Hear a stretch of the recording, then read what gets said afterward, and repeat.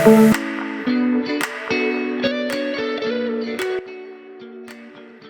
person paying tax. Yes. Every month. 15,000 every month. Yes. X company. You know every month but that takes 2,000. Right? You know your numbers when it comes to tax.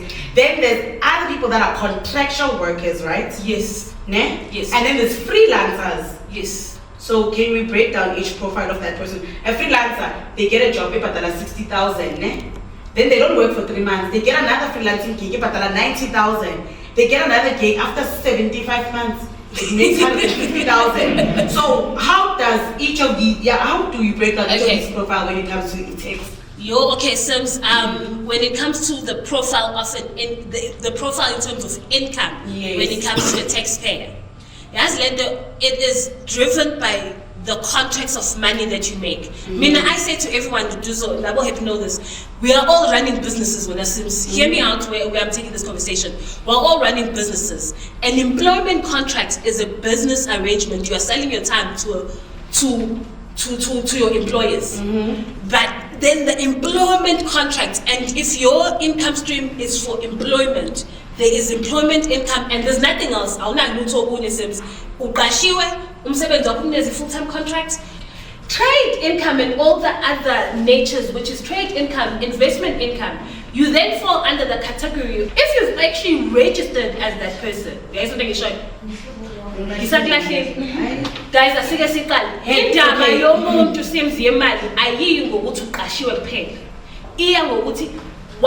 what sources of income do you earn in a year? But Natasha, that's why it's like you know this text. Yes.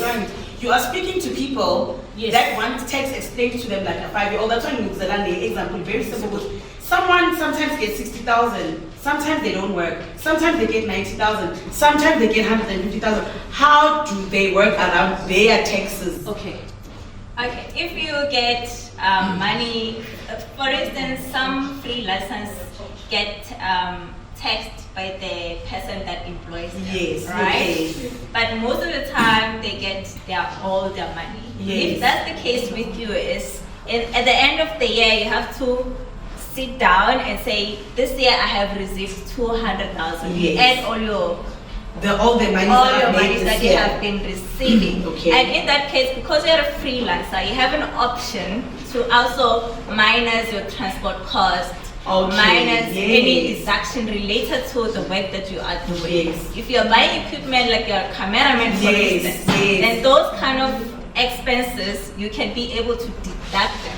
Okay. And that gives you an option to reduce your tax liability. Okay. And that's trade income, Sims. Okay. Yes. In order for you to be able to do that, you have to keep all your receipts.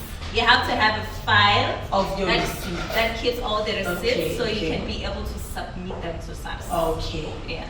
Sims, again, it sounds complicated what I'm trying to say to people. But in our NXCA network, we work through an initial consultation. Because Sims, about 3, or full-time employed, totally salary on a month-to-month. Provisionally, collected via payee. Otola e-contract every 3 months. Lawyer trade income. Yes.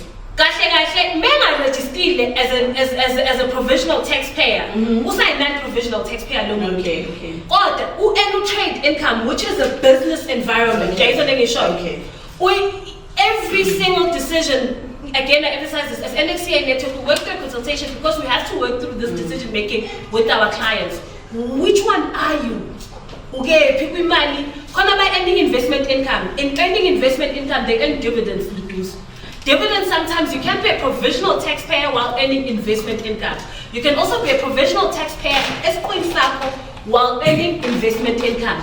The one that is guaranteed is the employment income.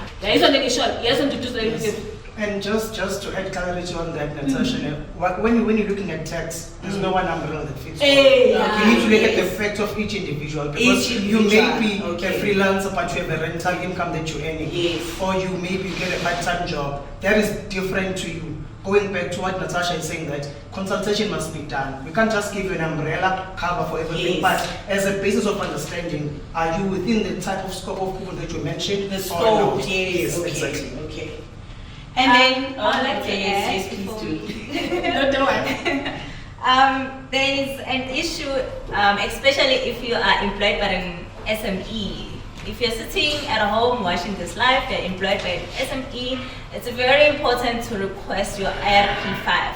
Because what we noticed is that people are getting taxed on their payslip, but the money does not go to SARS. Highway. So it's very important that you know earlier on what's happening with Oh, your so you're telling me if I work for Mube's funerals, then I work there for that, then Mube, I even know where he stays. Then he keeps deducting my 300 and he says it's for tax. Yes. One day I go to SAS, they don't even know. They don't even know. Where the 300 zakat that they Mube where they That's the Yeah. biggest issue that we are Okay. having as a country. So it's very important to know where are you standing with your SARS. Okay. So once I ask for RIP5, if I look at him and he looks at me back, I must just know. You just know Zakat. there's a problem. Oh,